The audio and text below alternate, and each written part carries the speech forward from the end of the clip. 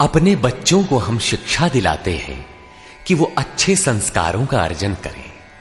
अच्छे संस्कारों का आशय लोग लेते हैं कि वो अपनी रोजी रोटी, आवास, विकास की समस्याओं को हल कर ले। ईश्वर की ओर किसी का ध्यान ही नहीं है। किसी किसी के पास इतना कुछ है कि प्रभु को पुकारने की आवश्यकता ही नहीं समझता। किंतु ये सब कुछ पार्थिव ही तो है। न चाहते हुए भी सारा वैभव यहीं छोड़ जाना पड़ता है। ऐसी स्थिति में ईश्वर की पहचान ही एकमात्र संबल है, जिसे प्रदान कर रहा है यथार्थ गीता का ये कैसेट प्रसारण।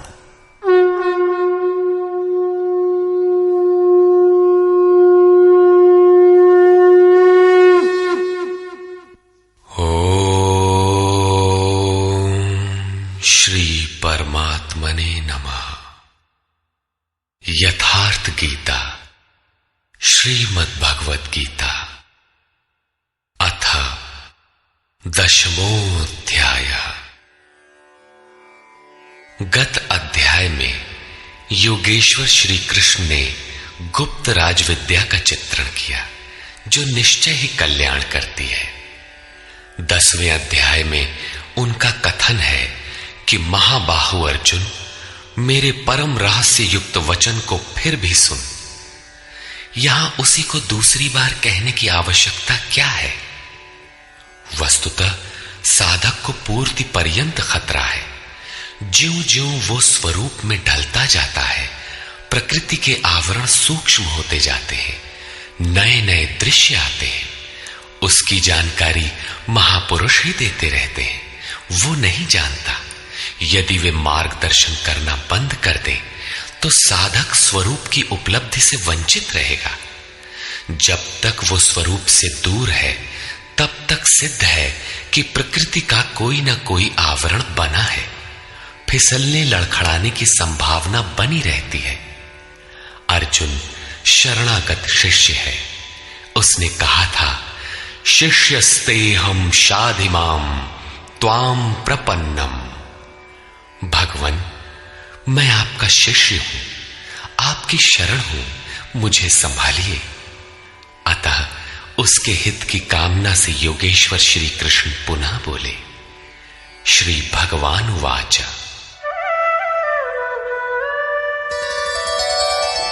भूय एव महाबाहो शृणु मे परमं वचः यत्तेऽहं प्रीयमाणाय वक्ष्यामि हितकाम्यया। महाबाहु अर्जुन, मेरे परम प्रभाव युक्त वचन को पुनः सुन, जो मैं तुझ अतिशय प्रेम रखने वाले के हित की इच्छा से कहूंगा। न मे विदुः सुरगणाः प्रभवं न महर्षयः अहमादिर्हि देवानां महर्षीणां च सर्वशः। अर्जुन, मेरी उत्पत्ति को न देवता लोग जानते हैं और न महर्षिगण ही जानते हैं। श्री कृष्ण ने कहा था, जन्म कर्म च मे दिव्यम। मेरा वो जन्म और कर्म अलौकिक है, इन चर्म चक्षुओं से देखा नहीं जा सकता। इसलिए मेरे उस प्रकट होने को देव और महर्षि स्तर तक पहुंचे हुए लोग भी नहीं जानते। मैं सब प्रकार से देवताओं और महर्षियों का आदि कारण हूं।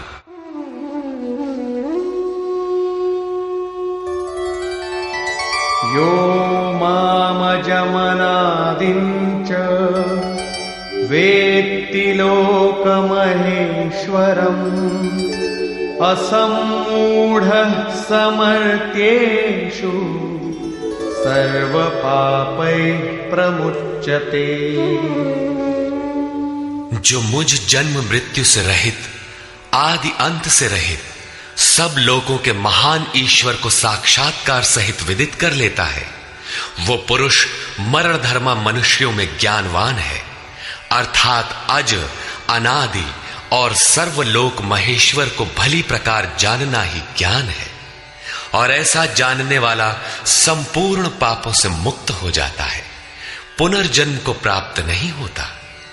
श्री कृष्ण कहते हैं कि ये उपलब्धि भी मेरी ही देन है।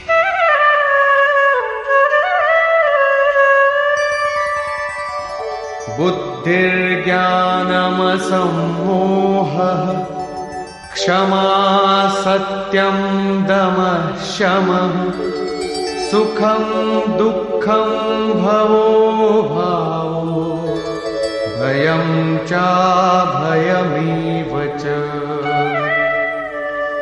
अर्जुन, निश्चयात्मिका बुद्धि, साक्षात्कार सहित जानकारी, लक्ष्य में विवेक पूर्वक प्रवृत्ति, क्षमा, शाश्वत सत्य, इंद्रियों का दमन, मन का शमन, अंतःकरण की प्रसन्नता, चिंतन पथ के कष्ट, परमात्मा की जागृति, स्वरूप की प्राप्ति काल में सर्वस्व का विलय, इष्ट के प्रति अनुशासनात्मक भय और प्रकृति से निर्भयता तथा अहिंसा समता तुष्टिः तपोदानं यशो यशः भवन्ति भावा भूतानां मत्त एव पृथग्विधाः। अहिंसा अर्थात अपने आत्मा को अधोगति में न पहुंचाने का आचरण, समता जिसमें विषमता न हो, संतोष मन सहित इंद्रियों को लक्ष्य के अनुरूप तपाना, दान अर्थात सर्वस्व का समर्पण, भगवत पथ में मान अपमान का सहन। इस प्रकार प्राणियों के उपर्युक्त भाव मुझसे ही होते हैं। ये सभी भाव दैवी चिंतन पद्धति के लक्षण हैं।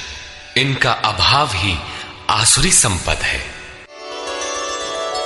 महर्षयः सप्त पूर्वे चत्वारो मनवस्तथा मद्भावा मानसा जाता येषां लोक इमाः प्रजाः।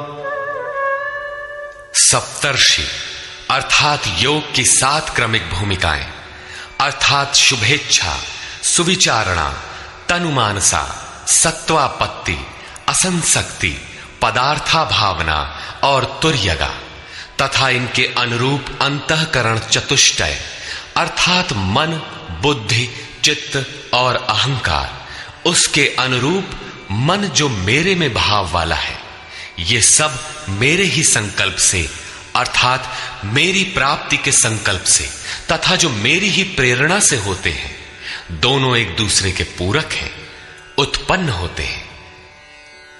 इस संसार में ये अर्थात संपूर्ण दैवी संपद इन्हीं की प्रजा है, क्योंकि सप्त भूमिकाओं के संचार में दैवी संपद ही है, अन्य नहीं। एतां विभूतिं योगं च मम यो वेत्ति तत्त्वतः सोऽविकम्पेन योगेन युज्यते नात्र संशयः। जो पुरुष योग की और मेरी उपर्युक्त विभूतियों को साक्षात्कार के साथ जानता है, वो स्थिर ध्यान योग द्वारा मुझ में एक ही भाव से स्थित होता है। इसमें कुछ भी संशय नहीं है। जिस प्रकार वायु रहित स्थान में रखे दीपक की लौ सीधी जाती है, कंपन नहीं होता, योगी के जीते हुए चित्त की यही परिभाषा है। प्रस्तुत श्लोक में अविकंपेन शब्द इसी आशय की ओर संकेत करता है। अहं सर्वस्य प्रभवो मत्तः सर्वं प्रवर्तते इति मत्वा भजन्ते मां बुधा भाव समन्विता। मैं संपूर्ण जगत की उत्पत्ति का कारण हूं, मुझसे ही संपूर्ण जगत चेष्टा करता है। इस प्रकार मानकर श्रद्धा और भक्ति से युक्त विवेकी जन मेरा निरंतर भजन करते हैं। तात्पर्य यह है कि योगी द्वारा मेरे अनुरूप जो प्रवृत्ति होती है उसे मैं ही किया करता हूं, वो मेरा ही प्रसाद है।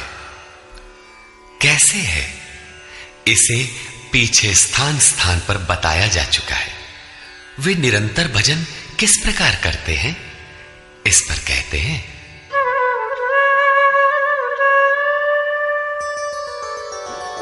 मच्चित्ता मद्गत प्राणा बोधयन्तः परस्परं कथयन्तश्च मां नित्यं तुष्यन्ति च रमन्ति च।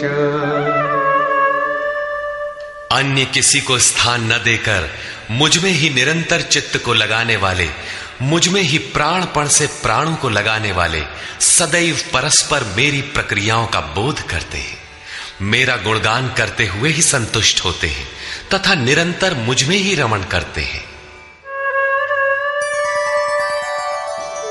तेषां सततयुक्तानां भजतां प्रीतिपूर्वकम् ददामि बुद्धियोगं तं येन मामुपयान्ति ते। निरंतर मेरे ध्यान में लगे हुए तथा प्रेम पूर्वक भजने वाले उन भक्तों को मैं वो बुद्धि योग अर्थात योग में प्रवेश वाली बुद्धि देता हूं जिससे वे मुझे प्राप्त होते हैं, अर्थात योग की जागृति ईश्वर की देन है। वो अव्यक्त पुरुष महापुरुष योग में प्रवेश दिलाने वाली बुद्धि कैसे देता है? तेषामेवानुकंपार्थम् अहमज्ञानजं तमः नाशयाम्यात्मभावस्थो ज्ञानदीपेन भास्वता। उनके ऊपर पूर्ण अनुग्रह करने के लिए मैं उनकी आत्मा से अभिन्न खड़ा होकर, रथी होकर अज्ञान से उत्पन्न हुए अंधकार को ज्ञान रूपी दीपक के द्वारा प्रकाशित कर नष्ट करता हूं। वस्तुतः किसी स्थित प्रज्ञ योगी द्वारा जब तक वो परमात्मा आपके आत्मा से ही जागृत होकर संचालन नहीं करता, तब तक वास्तव में यथार्थ भजन आरंभ ही नहीं होता। वैसे तो भगवान सर्वत्र से बोलने लगते हैं, लेकिन प्रारंभ में वे स्वरूपस्थ महापुरुष द्वारा ही बोलते हैं। यदि ऐसा महापुरुष आपको प्राप्त नहीं है तो वे आपसे स्पष्ट नहीं होंगे। इस पर अर्जुन ने प्रश्न किया। अर्जुन उवाच परम ब्रह्म परम धाम पवित्रं परमं भवान् पुरुषं शाश्वतं दिव्यम् आदिदेवमजं विभुम् आहुस्त्वामृषयः सर्वे देवर्षिर्नारदस्तथा असितो देवलो व्यासः स्वयं चैव ब्रवीषि मे।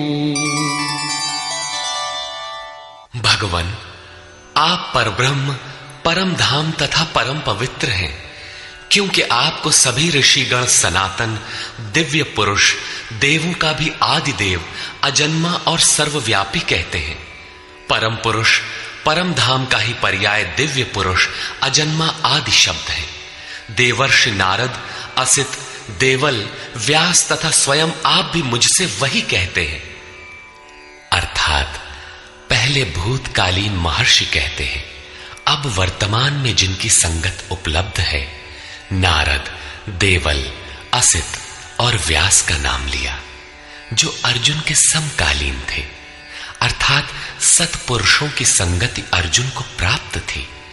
आप भी वही कहते हैं। अतः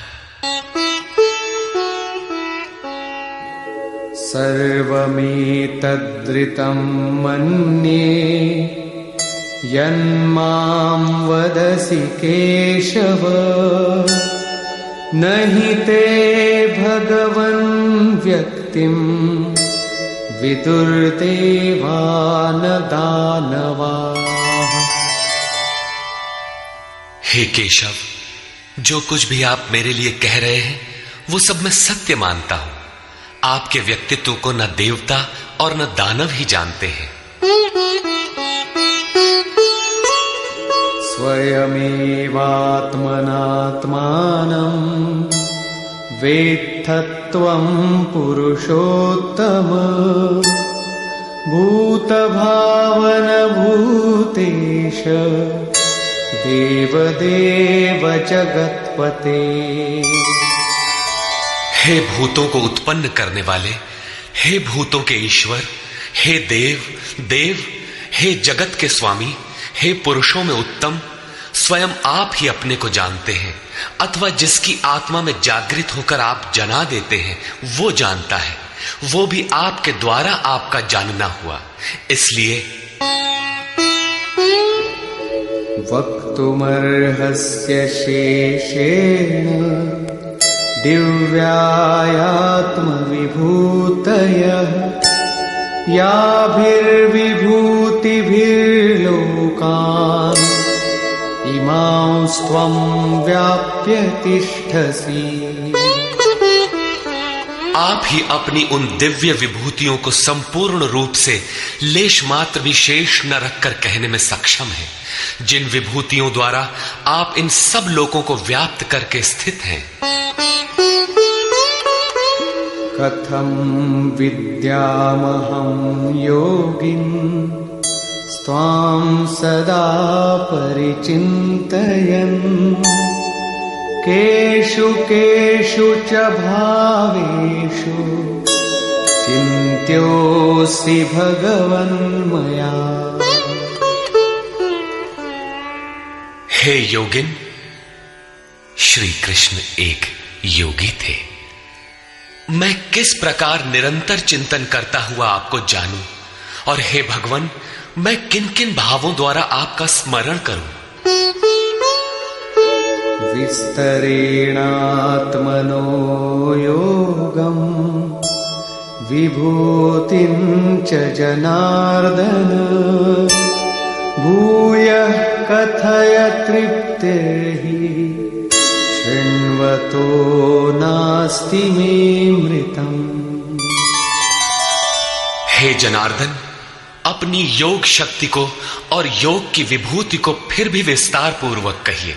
संक्षेप में तो इसी अध्याय के आरंभ में कहा ही है, पुनः कहिए, क्योंकि अमृत तत्व को दिखाने वाले इन वचनों को सुनने से मेरी तृप्ति नहीं होती। रामचरित जे सुनत अघाही रस विशेष जाना तिन नाही। जब तक प्रवेश नहीं मिल जाता तब तक उसे अमृत तत्व को जानने की पिपासा बनी रहती है। प्रवेश से पूर्व रास्ते में ही यह सोचकर कोई बैठ गया कि बहुत जान लिया, तो उसने नहीं जाना। सिद्ध है कि उसका मार्ग अवरुद्ध होना चाहता है। इसलिए साधक को पूर्ति पर्यंत इष्ट के निर्देशन को पकड़ते रहना चाहिए और उसे आचरण में ढालना चाहिए। अर्जुन की उक्त जिज्ञासा पर योगेश्वर श्री कृष्ण ने कहा, श्री भगवान वाच,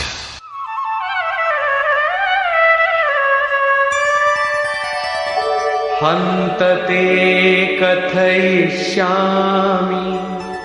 दिव्याह्यात्मविभूतयः प्राधान्यतः कुरु श्रेष्ठ नास्त्यन्तो विस्तरस्य मे। कुरुश्रेष्ठ अर्जुन, अब मैं अपनी दिव्य विभूतियों को, उनमें से प्रमुख विभूतियों को तुझसे कहूंगा, क्योंकि मेरी विभूतियों के विस्तार का अंत नहीं है।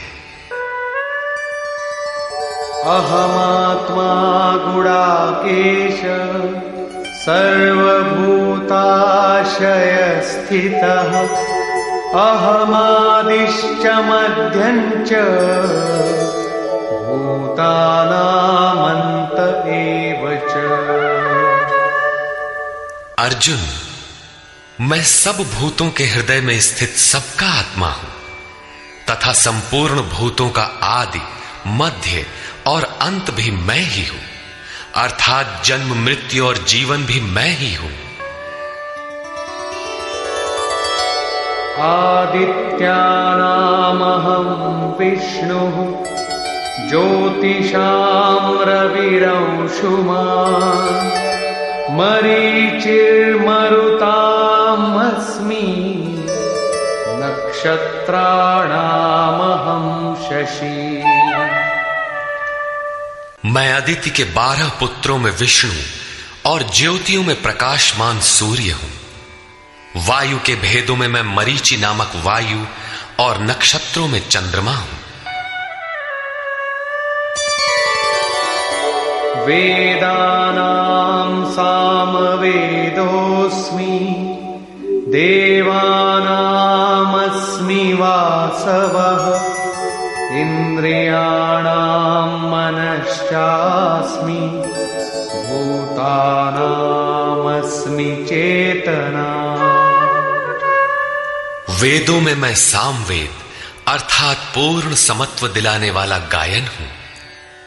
देवों में मैं उनका अधिपति इंद्र हूं और इंद्रियों में मन हूं, क्योंकि मन के निग्रह से ही मैं जाना जाता हूं तथा प्राणियों में मैं उनकी चेतना हूं। रुद्राणां शंकरश्चास्मि वित्तेशो यक्षरक्षसां वसूनां पावकश्चास्मि मेरुः शिखरिणामहम्। एकादश रुद्रों में मैं शंकर हूं। शंख धन अर सा शंकर अर्थात शंकाओं से उपराम अवस्था में हूं। यक्ष तथा राक्षसों में मैं धन का स्वामी कुबेर हूं। 8 वसुओं में मैं अग्नि और शिखर वालों में सुमेरु अर्थात शुभों का मेल मैं हूं। वही सर्वोपरि शिखर है, न कि कोई पहाड़ी। वस्तुतः ये सब योग साधना के प्रतीक है, यौगिक शब्द है। पुरोधसांच मुख्यं मां विद्धि पार्थ बृहस्पतिं सेनानीनामहं स्कन्दः सरसामस्मि सागरः। पुर की रक्षा करने वाले पुरोहितों में बृहस्पति मुझे ही जान, जिससे दैवी संपत्ति का संचार होता है। और हे पार्थ, सेनापतियों में मैं स्वामी कार्तिकेय हूं। कर्म का त्याग ही कार्तिक है, जिससे चराचर का संहार, प्रलय और इष्ट की प्राप्ति होती है। जलाशयों में मैं समुद्र हूं।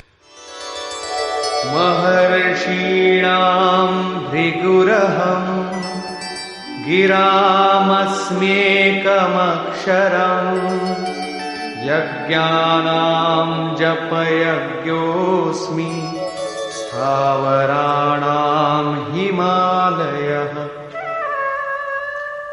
महर्षियों में मैं भृगु हूं और वाणी में एक अक्षर ओमकार हूं, जो उस ब्रह्म का परिचायक है। सब प्रकार के यज्ञों में मैं जप यज्ञ हूं। यज्ञ परम में प्रवेश दिला देने वाली आराधना की विधि विशेष का चित्रण है। उसका सारांश है स्वरूप का स्मरण और नाम का जप। 2 वाणियों से पार हो जाने पर नाम जब यज्ञ की श्रेणी में आता है तो वाणी से नहीं जपा जाता, न चिंतन से, न कंठ से, बल्कि वो श्वास में जागृत हो जाता है। केवल सुरत को श्वास के पास लगाकर मन से अविरल चलना भर पड़ता है। यज्ञ की श्रेणी वाले नाम का उतार चढ़ाव श्वास पर निर्भर है। ये क्रियात्मक है। स्थिर रहने वालों में हिमालय हूं। शीतल, सम और अचल एकमात्र परमात्मा है। जब प्रलय हुआ तब मन उसी शिखर में बंध गया। अचल, सम और शांत ब्रह्म का प्रलय नहीं होता, उस ब्रह्म की पकड़ मैं हूं।